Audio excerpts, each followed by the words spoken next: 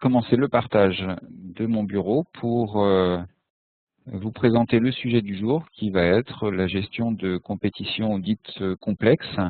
J'entends par là des compétitions de plusieurs tours, compétitions utilisant éventuellement plusieurs terrains ou compétitions utilisant plusieurs formules.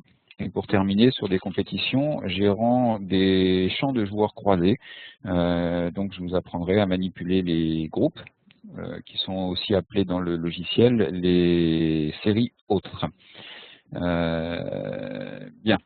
Alors, pour cette session, j'utilise toujours une version du logiciel qui est associée au golf du Château du Raret, en Picardie. Je travaille sur la base de test, donc les joueurs qui seront présentés ne seront pas forcément à jour, ce sont des joueurs fictifs. Alors, on s'appuie sur une vraie liste de joueurs, mais qui date un petit peu maintenant. Mais cela dit, ça va me permettre de vous montrer les manipulations in extenso, y compris les connexions sur notre serveur. Bien. Alors, donc la version que je vous présente est la version actuelle installée dans les clubs. Ce n'est pas encore la nouvelle version qui est en cours de développement. Dans la partie questions-réponses par la suite, je pourrais vous en parler un petit peu et vous donner quelques nouvelles. Alors, on va commencer par la gestion de compétition de plusieurs tours. J'ai quelques indications à vous donner, quelques recommandations pour que vous évitiez de tomber dans certains pièges. Alors, la compétition de plusieurs tours, comme une compétition assez classique, se crée en utilisant le bouton nouveau, ici présent. Je tombe sur l'écran où on me demande de rentrer les informations de base de mon épreuve. Je vais l'appeler groupe de plusieurs tours. Ne va pas être très original cette fois-ci. Donc la définition des tours se fait ici. Un tour, deux tours, trois tours, quatre tours. On ne peut pas aller au-delà. Alors ce n'est pas une limite logicielle, c'est une limite volontairement sportive. On va gérer pour notre cas une compétition de 2 tours. Je vais donner la première date de jeu. Bon, on va mettre le premier tour, on va mettre demain. Premier tour le 21 février 2013. Mon heure indicative de départ, je vais dire 8 heures. Alors vous voyez que pour l'instant, on ne me pose pas la question de l'heure du deuxième tour. Par défaut, le logiciel va automatiquement associer au deuxième tour la date du lendemain du premier tour. Donc si ici, dans la partie tour, en cliquant sur la petite flèche, je passe sur le second tour, vous voyez que je passe sur la date du 21. Je vous dis des bêtises, puisqu'il n'a pas incrémenté automatiquement. Bien sûr, donc ça arrive pendant un webinaire. Donc pour une raison que je n'explique pas forcément, la date du deuxième tour doit normalement être associée à la date du lendemain. Je pense que je trouverai une explication d'ici. Ah ben non, attendez, c'est moi qui dis des bêtises, c'est que je suis focalisé sur la date du premier tour, alors qu'en fait la date des tours est indiquée ici. Autant pour moi, il est temps que je suive aussi à mon tour quelques formations. Bien. Donc on reprend ce que je vous disais, par rapport à la date que vous avez indiquée ici sur la date du premier tour, automatiquement le logiciel dans cette date-là, on parle bien de cette date ici, va affecter pour le tour 2 la date du lendemain. Cette date, comme vous l'avez vu là, est librement modifiable. La seule chose que vous ne pouvez pas faire, c'est affecter une date de deuxième tour antérieure à la date du premier tour. Là, le logiciel ne réagira pas correctement à cette demande. Par contre, vous pouvez donner par exemple un deuxième tour à une date identique au premier tour. Bon, il est tout à fait possible de jouer 36 trous dans la journée. Comme vous pouvez laisser un espace entre 2 tours, un premier tour un samedi et le deuxième tour le lundi. En revanche, une forte recommandation sportive, normalement une compétition de plusieurs tours doit se dérouler selon une certaine unité de temps. C'est-à-dire ne laissez pas trop de temps entre 2 tours parce que d'une part vous avez très peu de chances, si vous mettez beaucoup d'espacement, d'avoir la même liste de joueurs sur les 2 tours. Et d'autre part, plus vous laissez d'espace et plus les joueurs sont susceptibles de changer d'index entre 2 tours. Donc, pour éviter les soucis notamment d'organisation de série si les joueurs changent d'index, et pour éviter d'avoir des listes de participants différentes entre les tours, il faut garder une certaine unité de temps entre les tours. Gérer une compétition avec des participants différents sur plusieurs tours, dans ce cas-là, il vaudra mieux gérer les compétitions d'un tour. Et ensuite, dans la partie qui s'appelle ici calcul de compétition cumulée, gérer un résultat agrégé. Ou pour ceux qui ont joué 2 tours, vous pourrez par exemple décider de retenir le meilleur des 2 scores ou faire le cumul des 2, donc gérer votre résultat de cette manière. Mais quand on n'a pas la même liste de participants entre 2 tours, on n'est pas sur une compétition de plusieurs tours, on est plutôt sur l'agrégation de résultats de compétition d'un tour. Voilà, donc sur ma compétition en exemple, je vais rester sur du Stableford, sur 2 tours. Voilà, et je tombe maintenant dans mon écran des paramètres détaillés de mon épreuve. Bon, pas grand-chose à expliquer sur cette partie-là, si ce n'est que si vous souhaitez changer le nombre de tours, ça va se jouer dans cet écran-là. Alors donc là, ce sera par exemple pour rattraper une mauvaise manipulation, ou si par exemple vous avez démarré en créant votre compétition sur un tour et que vous souhaitez ajouter un tour 2. Alors, je vous déconseille de faire ça en cours de gestion d'une compétition, ou en tout cas ne le faites pas sans avoir auparavant fait un export, donc une sauvegarde de votre compétition pour pouvoir la réimporter en cas de souci. Parce que l'ajout de tours en cours de route, dépendant du tour dans lequel vous êtes positionné, peut perturber, voire endommager les fichiers de compétition. En revanche, à partir du moment où la compétition n'est pas démarrée, vous pouvez manipuler le nombre de tours comme vous le souhaitez ici et ajouter des tours a posteriori. Ma recommandation s'applique à partir du moment où vous avez géré les départs du premier tour. Voilà. Bien. Alors, je vais passer maintenant dans la partie terrain. Donc, on déroule la partie préparation d'une compétition verticalement. Alors, une recommandation que je fais à chaque fois, dans votre compétition, je vous recommande très fortement de retirer ici, dans le choix du terrain, tous les terrains, ils ne vous sont pas utiles dans l'épreuve. Vous allez comprendre assez vite pourquoi. Donc, je vais retirer déjà le terrain de démonstration. Donc, je le fais avec la petite corbeille. Et n'ayez pas de crainte. La suppression ici sur la corbeille ne supprime le terrain que dans cette compétition-là. Ça ne retire pas le terrain du logiciel Hermès complètement. La vraie liste des terrains disponibles dans le logiciel est accessible ici, dans la partie terrain. Là, je suis dans la partie qui s'appelle choix du terrain, qui est propre à la compétition en cours. Donc pas de scrupule à supprimer un terrain. D'ailleurs, au pire, si vous faites une mauvaise manipulation en supprimant totalement un terrain du logiciel Hermès, vous savez qu'en resynchronisant vos informations depuis Fléol, vous pouvez rapatrier vos terrains de nouveau par une simple communication. Donc ça, dans la partie questions-réponses, je pourrais vous en faire une démonstration si vous le souhaitez. Vous le notez dans un coin et vous me poserez la question tout à l'heure. Donc pour mon exemple, je vais rester pour l'instant sur une compétition sur un tour, mais utilisant le même terrain, qui est en l'occurrence le terrain de la licorne. Donc je vais aller ici dans les séries par index. Alors, les séries par index ici. Alors pourquoi est-ce utile de supprimer les terrains qui ne sont pas nécessaire, tout simplement pour éviter des manipulations fastidieuses ici. Si je n'ai plus que le terrain de la licorne disponible dans mon épreuve, dans ma sélection du terrain pour chacune des séries, c'est par défaut le terrain de la licorne qui est sélectionné. Donc ça m'évite des manipulations supplémentaires. Alors pour mon exemple, je vais créer des séries assez classiques. Une première série qui va jusqu'à 15, une deuxième qui va jusqu'à 30, et la troisième qui va jusqu'à 3 petits points, c'est-à-dire non classés. Je vais mettre les repères qui vont bien pour chacun. Donc je vais prendre les blancs pour la première série et les repères jaunes pour les séries 2 et 3. Je vais faire la même chose pour les dames. Alors, on va faire le même schéma de série, 15, 30 et non classés. Donc je vais ici prendre le repère bleu pour la première série et puis les repères rouges pour la série 2 et la série 3. Je sauve mon schéma de série. Alors, la question qui est posée ici, voulez-vous appliquer ces changements sur l'ensemble des tours? Je vous recommande, moi, de répondre oui. Votre schéma de série, sur une compétition de plusieurs tours, je vous recommande de garder le même. Alors, ce qui est éventuellement envisageable sur Hermès et que LK ne savait pas faire, c'est changer de repère de jeu d'un tour sur l'autre. y compris sur un même terrain. Dire par exemple la première série qui jouait sur les repères blancs pour le premier tour, si par exemple vous avez un vent pas possible pour le second tour, vous pouvez décider pour cette série-là de les faire partir des jaunes sur le second tour. Les résultats seront corrects. Au moment de l'envoi vers Fléol pour le calcul des nouveaux index, on tiendra bien compte de ce repère choisi spécifiquement pour le tour 2.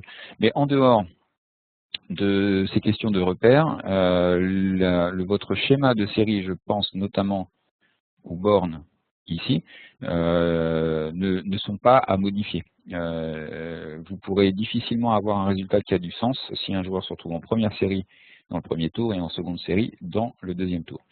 Alors en revanche, après on le verra dans la suite de ma démonstration, dans la partie terrain, bien sûr, vous pourrez jouer une compétition avec un premier tour sur un terrain et puis un deuxième tour se déroulant sur un autre golf, hein, bien sûr, au-delà du choix des repères. Bien, donc voilà pour ma définition de série. Je passe maintenant dans la partie inscription.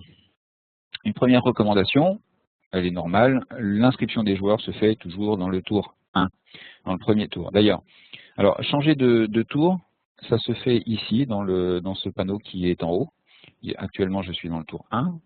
En cliquant sur la petite flèche, je pars sur le tour 2. À vrai dire, quand vous faites vos inscriptions, que vous soyez positionné sur le tour 1 ou 2, ça vous donnera exactement le même résultat. Les joueurs sont inscrits sur l'ensemble des tours. Donc imaginez que vous inscriviez un joueur dans le tour 2, qui n'aurait pas joué le tour 1, mais il va se retrouver avec un score non saisi dans le tour 1. Comprenez bien qu'un joueur qui est inscrit à ce type de compétition est présent dans l'ensemble des tours. Il n'est pas possible de choisir la participation sur un tour et ne pas jouer le tour suivant ou l'inverse. Alors je vais inscrire mes joueurs, là je suis bien revenu sur le tour 1, inscription des joueurs. Alors je vais les trier par prénom, ça va me permettre d'avoir une variété d'index intéressante. Alors j'en profite pour vous communiquer une petite astuce si vous voulez tester un petit peu Hermès et inscrire des joueurs assez rapidement. Vous vous mettez dans la liste des joueurs de cette manière et vous appuyez sur la touche plus sans relâcher. Vous allez voir donc sur la droite, ça inscrit les joueurs en gardant l'ordre choisi dans la partie gauche. Bon, évidemment, en compétition normale, vous ne faites pas comme ça pour inscrire vos joueurs, mais si vous souhaitez rapidement inscrire un certain nombre de joueurs pour faire un test, vous maintenez la touche plus appuyée et vous avez vos joueurs inscrits. Donc c'est ainsi que j'ai pu inscrire près de 80 joueurs en quelques secondes. Voilà, donc là je me retrouve avec un panel de joueurs plus ou moins représentatifs, donc les joueurs inscrits dans ma compétition. La suite logique des choses, c'est de faire mon contrôle d'inscrit. Donc je ne vais pas le déclencher là pour ne pas perdre de temps sur une manipulation que vous connaissez, mais mes joueurs sont contrôlés. Simplement vous montrer que si je passe dans le tour 2, ici, donc je suis bien dans le tour 2, en haut, si je demande un contrôle d'inscrit, j'ai un message qui me l'interdit. Donc c'est logique. Alors, outre le message qui n'est pas, on va dire, très clair, comme certains messages d'Hermès, tout simplement, le contrôle d'inscrit est toujours à faire sur le premier tour, puisqu'un joueur qui est interdit pour une compétition, par exemple parce qu'il n'a pas de certificat médical à jour ou de licence active, eh ben, il sera interdit sur l'ensemble de la compétition. On ne peut pas avoir un statut différent sur un seul des tours. Donc, si vous avez ce message-là, réflexe, c'est que vous êtes très probablement positionné dans un tour 2, 3 ou 4 d'une compétition. Donc, vous revenez sur le tour 1. Et là, vous pourrez, ici, cliquer sur le contrôle d'inscrit. Voilà, je vais répondre non. Bien. Donc voilà pour les recommandations sur l'inscription. Je n'ai pas grand-chose à dire de plus sur cette partie-là. Une petite recommandation sur la partie de départ maintenant, sur ce type d'épreuve. Alors, je vais faire mes départs, on va dire assez classiquement. J'ai mes joueurs qui sont triés ici, vous le voyez, par ordre d'index, dans mon assistant de gestion des départs. Et grâce à la double flèche ici, je vais les inscrire par ordre croissant d'index dans ma feuille de départ. Ma recommandation, elle portera plutôt sur le tour 2. Alors, je vais déjà saisir des scores pour mon tour 1. Alors, j'ai un petit bouton magique que vous n'avez pas, vous, sur le logiciel. Ça, c'est mon privilège FF Golf. Un bouton qui s'appelle Résultats aléatoires pour test. Ça me permet, d'un seul clic, d'avoir tous les scores des joueurs saisis aléatoirement. Ça nous facilite les tests. Donc, on imagine que j'ai clôturé mon tour 1. Je vais passer dans mon tour 2. Je vais aller dans les départs, ici, à gauche. Je clique sur mon petit crayon pour aller sur mon assistant de gestion de départ. Voilà, et je me retrouve avec mon écran habituel, sauf une partie que vous n'avez pas sur vos compétitions d'un tour, qui est la colonne tour précédent, qui vous permet d'afficher le résultat brut du tour précédent. Donc là, on est en brut Stableford, mais ce que vous pouvez faire, c'est trier les joueurs par ordre croissant ou décroissant. Donc là, en l'occurrence, en Stableford, c'est plus intéressant de le faire en décroissant, pour pouvoir, après, faire un tirage automatique tenant compte, ici, du résultat du tour précédent. Alors, c'est le résultat du tour ou le résultat des tours précédents.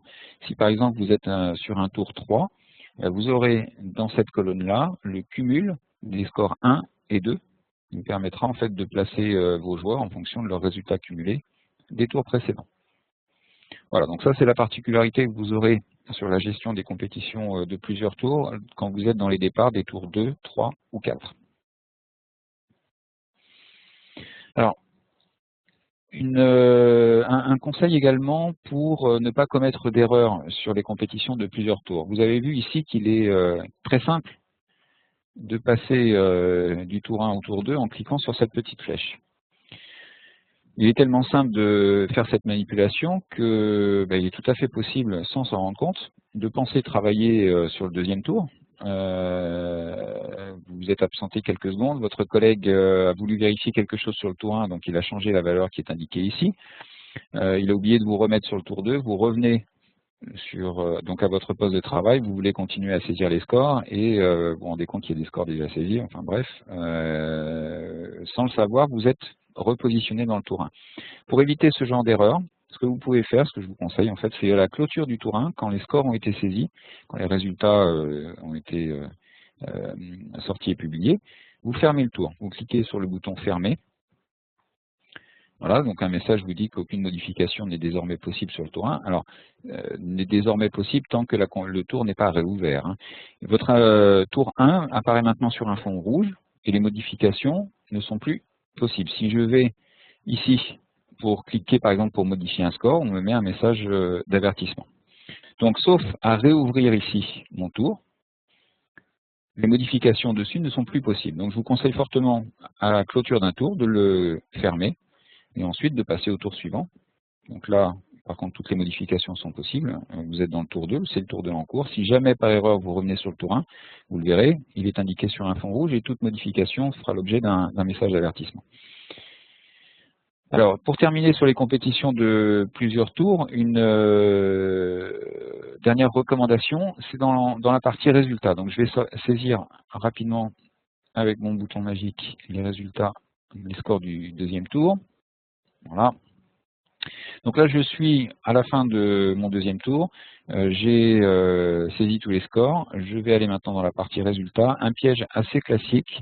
Quand vous entrez dans les résultats du second tour, c'est toujours le résultat du tour 2 qui est présenté en premier. Donc vous n'avez pas par défaut le résultat cumulé. Donc pensez ici dans la partie tour à ouvrir cette liste déroulante et vous choisissez le cumul tour 1 et 2. Et là, vous voyez, vous avez un écran avec la présentation du tour 1, la présentation du tour 2 et le total. Et les joueurs sont bien classés en fonction du total. Donc là, 70 points Stableford en brut pour les deux tours. Voilà, donc la question qui revient assez régulièrement, c'est je n'ai pas le cumul. Il faut simplement, dans la partie tour, bien demander tour 1, tour 2. Donc évidemment, sur les compétitions de 3 ou 4 tours, vous aurez tour 1, tour 2, enfin tour 1, tour 3 ou tour 1, tour 4 pour avoir le cumul de tous les tours. Bien. Pour terminer, l'envoi des scores à la fédération ne sera à faire qu'au terme du dernier tour. Donc dernier score saisi. Vous cliquerez dans le dernier tour. Il n'est pas nécessaire obligatoirement de fermer, de clôturer le tour, mais vous pouvez le faire par sécurité. Et vous pouvez ensuite cliquer sur le bouton transfert ici pour envoyer des scores à la fédération. Ce que je veux dire par là, c'est qu'il n'y a pas d'envoi de scores à la fin de chaque tour. Dans une compétition de plusieurs tours, comme l'inscription se fait au début de la compétition au tour 1, l'envoi des scores, lui, à l'inverse, se fait à la fin de la compétition, au terme du dernier tour, lorsque le dernier score aura été saisi. Il n'y a pas d'envoi de score intermédiaire et encore moins donc d'évolution d'index en cours de route. Bien, alors on va passer maintenant au deuxième exemple de compétition dite complexe, des compétitions qui utilisent plusieurs terrains. Donc je vais de nouveau créer une nouvelle compétition. Je vais appeler coupe de plusieurs terrains. Je vais rester sur un tour pour l'instant, donc on va rester sur une compétition d'un seul tour, mais utilisant plusieurs terrains. Donc je vais mettre la date, d'aujourd'hui, une heure de jeu, pardon, à 8 heures. Hop. Et je vais rester, je vais mettre du stroke play cette fois-ci pour changer un peu. Je valide ma compétition.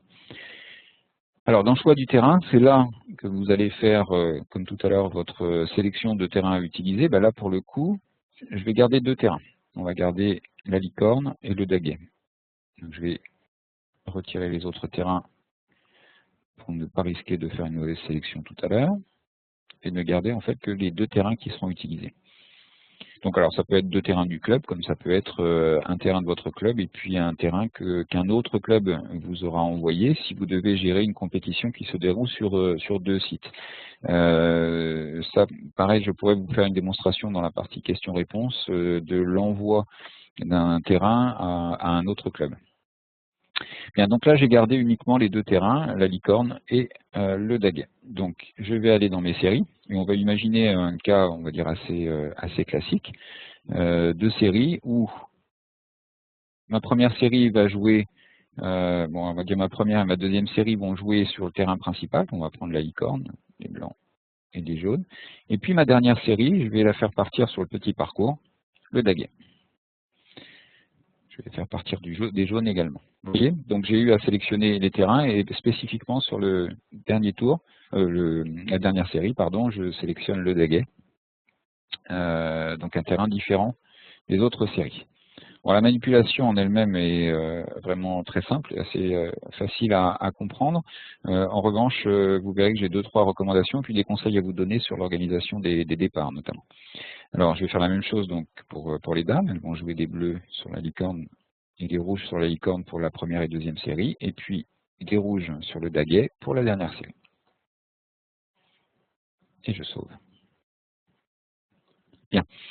Alors je vais passer maintenant dans l'inscription. Je vais aller assez vite ici, inscription des joueurs. Je vais mélanger un petit peu plus. Alors je vais en inscrire quelques-uns, puis je vais aller chercher aussi des joueurs de la gamme un peu plus haute. Alors, je vais trier par ordre décroissant. Voilà, je vais prendre des noms classés. Donc ça, c'est pour avoir quelques joueurs qui vont jouer sur le terrain du daguet.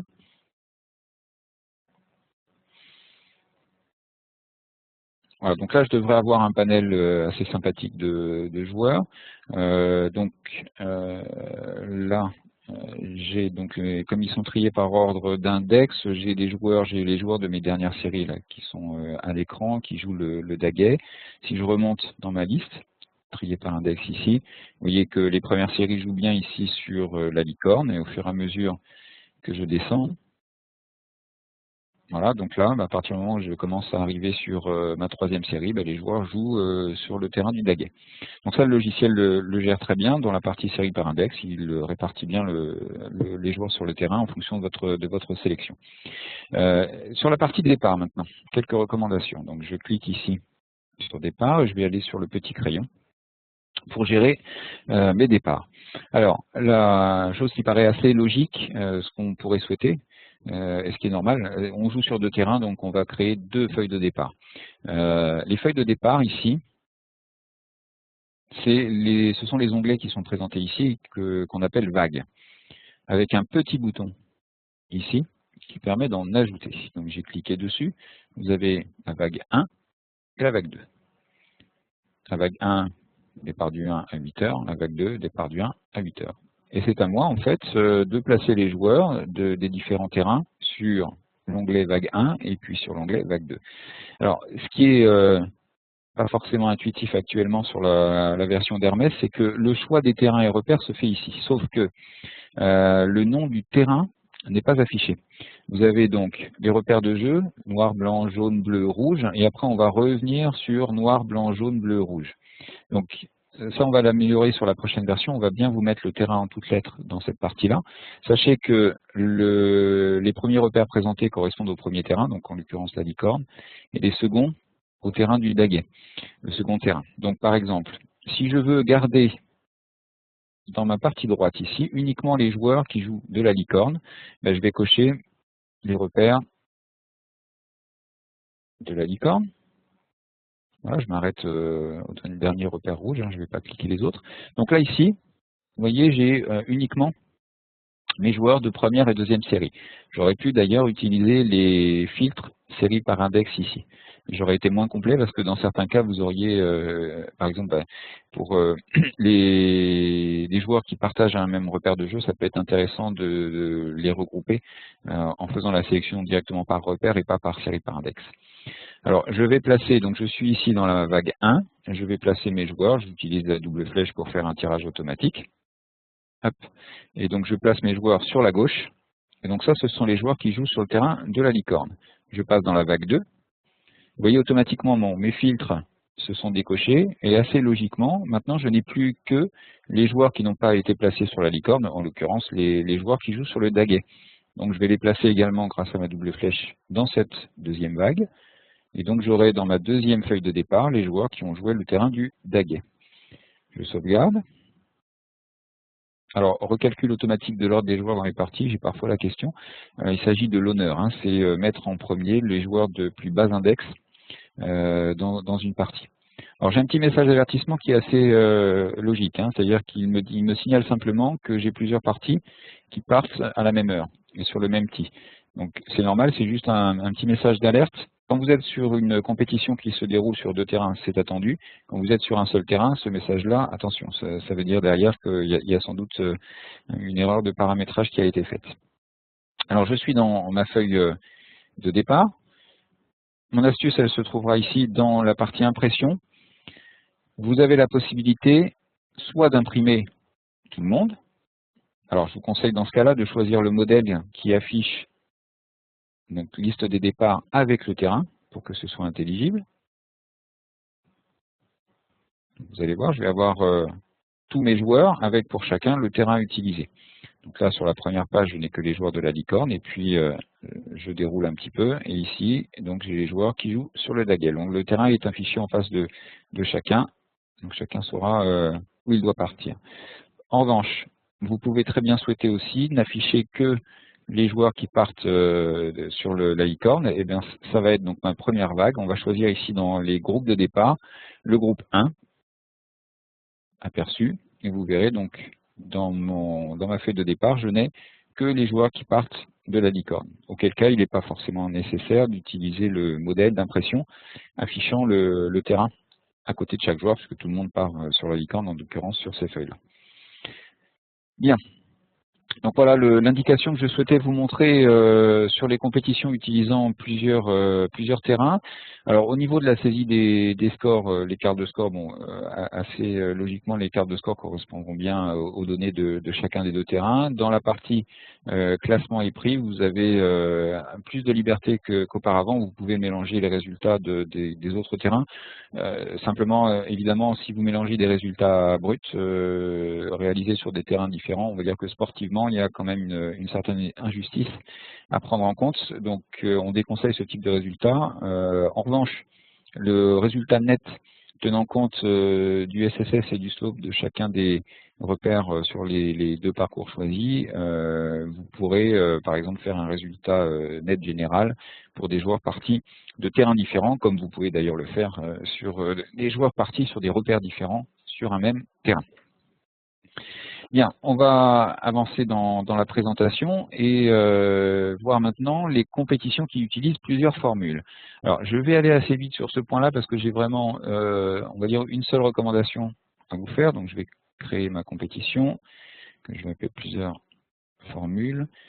Alors, le cas classique, c'est les premières séries qui jouent en stroke play et les autres en Stableford. Il y a un piège qui revient assez souvent. Donc, je vais la créer au 22. Donc alors, par défaut, je suis obligé de choisir on va dire une formule d'initialisation. Donc là, j'ai choisi le stroke play. Je vais aller dans mes séries par index. Alors, je ne vais pas prendre le terrain de démonstration. Voilà l'intérêt Alors, je vais dire ma première série qui va jusqu'à 15, je vais la faire partir des blancs en stroke play. Deuxième série qui va jusqu'à 30, je vais la faire partir de la licorne des jaunes en Stableford. Et la dernière série de la licorne des jaunes en Stableford également. Je vais faire la même chose pour les dames. 15, 30, la licorne des bleus en stroke play. Et ici, la licorne des rouges en Stableford. La licorne des rouges en Stableford également. Donc je sauve. Je vais rapidement inscrire quelques joueurs. Alors il faut que j'ai des joueurs qui jouent plusieurs formules différentes. Je vais les trier par prénom. Je pense que je vais tomber sur différents cas.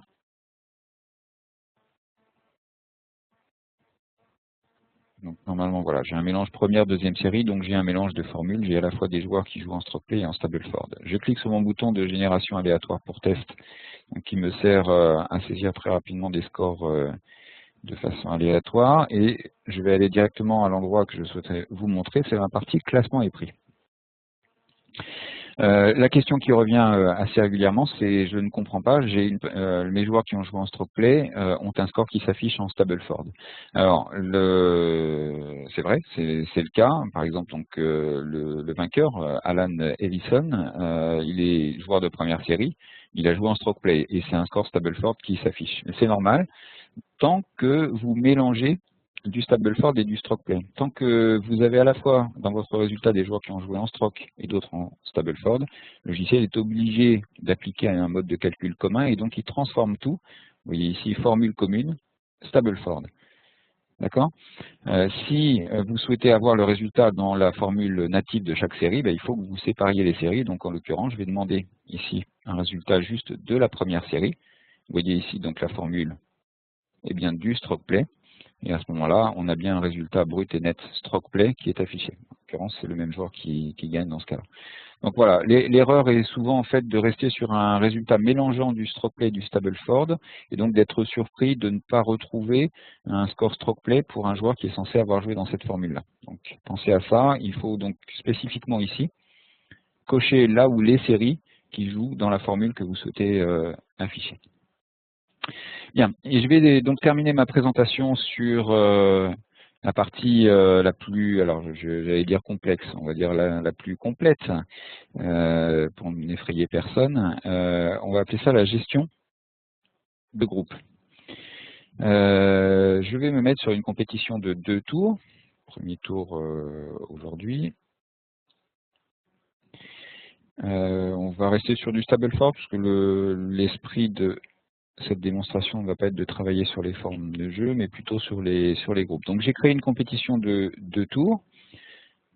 Dans les choix du terrain, je vais volontairement garder 2 terrains, puisque l'intérêt de gérer des champs croisés, c'est de le faire quand on a plusieurs sites pour jouer. Donc je vais garder la licorne et le daguet. Voilà, donc mes 2 terrains ici, que je conserve pour ma compétition. Et je vais dans la partie gestion des séries par index, et volontairement, je ne vais pas m'occuper de cette partie-là. C'est-à-dire que je vais laisser les messieurs, je ne vais pas créer de série, je vais laisser les messieurs des noirs et les dames associées au repère jaune sur ce terrain-là. Alors, c'est volontairement que je ne fais pas de schéma par série d'index pour simplifier la compréhension de la manipulation que je vais faire grâce aux séries autres. Alors, les séries autres ici, donc sur cette partie-là, c'est la gestion de groupe. La gestion de groupe va vous permettre donc de regrouper à la main des joueurs pour ensuite pouvoir les sortir comme s'il s'agissait de séries. Et en l'occurrence, donc dans mon exemple, je vais créer un premier groupe qui jouera le premier tour à la licorne, le deuxième tour au daguet. Et puis le groupe 2, ça sera l'inverse. Le premier tour sera joué sur le daguet et le deuxième tour sur la licorne. Alors comment je vais gérer ça? Donc, par défaut, quand vous créez une compétition, vous avez 4 groupes qui sont présentés. Les groupes sont forcément associés à un sexe, hein, masculin ou féminin, puisque derrière on peut les associer à un repère de jeu et que les repères sont sexués. Il faut obligatoirement séparer les groupes par sexe. Donc alors mon premier groupe, je vais cliquer sur le petit crayon et puis en bas ici, je vais modifier son intitulé. Je vais l'appeler, alors donc groupe 1, messieurs, et je vais l'appeler donc licorne daguet. Ça c'est pour la compréhension générale. Et puis surtout ici, je vais dire, je suis dans le premier tour, il joue la licorne. Et il joue, par exemple, des blancs. Au moment où je vais sauver, il va me demander, alors malheureusement en anglais, mais ça ce sera corrigé dans la prochaine version, si je veux sauver cette association de repères pour tous les tours. Non, puisque, alors, est-ce qu'il me demande si je veux recalculer ensuite l'affectation de repères pour tous les joueurs? Alors là, pour le coup, oui, c'est-à-dire qu'il va aller regarder dans ma liste de joueurs ceux qui sont associés au groupe 1. Je n'ai pas encore fait cette affectation, mais s'il y avait déjà des joueurs inscrits, ça aurait du sens, pour les remettre sur le bon terrain, le bon repère. Alors maintenant, je vais aller dans le tour 2. Donc dans le tour 2, mon groupe existe toujours, puisque je l'ai créé, il est persistant sur l'ensemble des tours, mais volontairement, sur le tour 2, je vais dire là, sur le tour 2, ce groupe-là joue le daguet. Le daguet des blancs, pourquoi pas.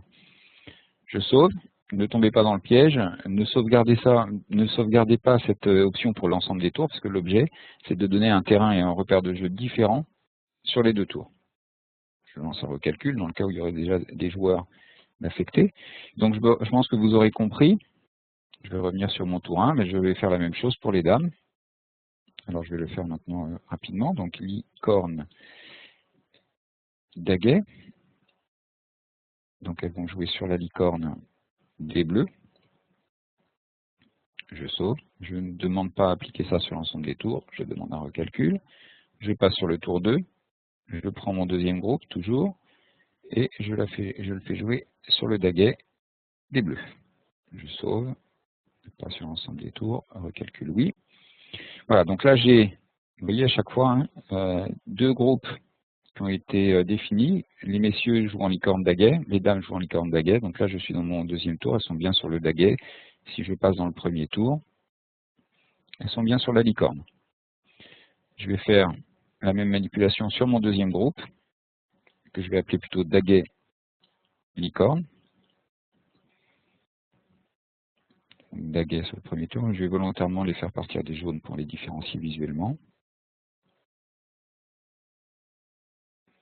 Je passe dans le deuxième tour, un petit crayon pour modifier, et eux ils terminent par la licorne des jaunes. Je sauve. Je termine avec deuxième groupe dames.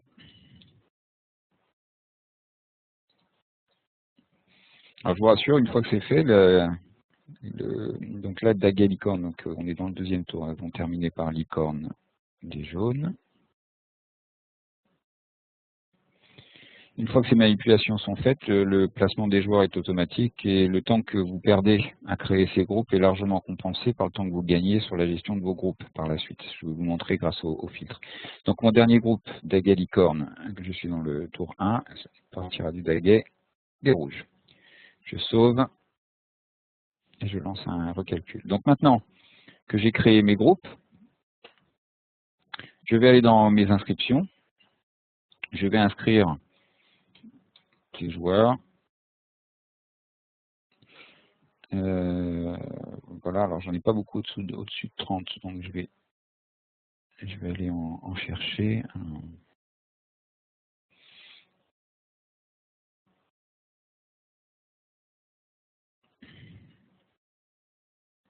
Voilà, pour que vous ayez des joueurs de différentes gammes. Alors, la clé de ce travail, c'est ensuite d'affecter les joueurs aux différents groupes. Alors, l'affectation des joueurs aux groupes se déroule ici. Vous voyez ici, donc j'ai mes 4 groupes qui sont définis, ça reprend le nom court. Et bien, à la souris, je vais sélectionner mes joueurs. Donc là, je suis dans mon tour 1. Je vais sélectionner mes joueurs. Alors, je maintiens la touche CTRL appuyé pour pouvoir sélectionner par exemple plusieurs joueurs de manière disjointe. Mais ça peut être aussi une sélection à la souris plus classique. Et puis je vais choisir mon groupe, donc je vais dire eux, je vais leur affecter le groupe 1, et je vais cliquer sur le petit bouton qui est à côté. Voilà, vous vous souvenez, donc le groupe 1, c'est licorne, daguet. Donc ces joueurs du groupe 1 vont jouer sur le premier tour la licorne, et si je change de tour, vous allez voir, sur le tour 2, ils jouent le daguet. Donc automatiquement, l'affectation des groupes à chacun des joueurs, alors là je vais faire l'inverse, je vais affecter cela au groupe 2.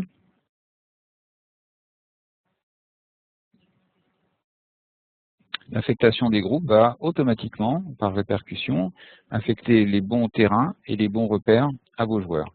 Donc c'est par ce biais-là que vous allez pouvoir gérer vos champs croisés de joueurs. Vous aurez compris en fait que le premier jour, le groupe 1 jouera sur la licorne, le groupe 2 sur le daguet et croiseront au deuxième tour. Et l'intérêt de placer les joueurs dans ces groupes-là, outre le fait de leur affecter le bon terrain, ce qui leur permet d'avoir les bonnes cartes de score, avec les bonnes dates et les bons terrains. Ensuite, quand vous gérez par exemple vos départs, alors je vais me mettre sur le tour 1, quand vous gérez vos départs, vous avez accès au filtre ici. Si vous voulez rapidement affecter le groupe 1 sur une vague, comme on l'a vu tout à l'heure, ben vous pourrez directement en utilisant ce filtre-là, groupe 1, licorne daguet, hop, et je place mes joueurs à droite. Je crée une nouvelle vague, je vais prendre mon groupe 2, hop, groupe 2 ici, daguet licorne, je les place dans une feuille différente. Et donc, si vous avez bien suivi tout à l'heure, vous pourrez avoir dans vos départs des feuilles de départ bien séparées.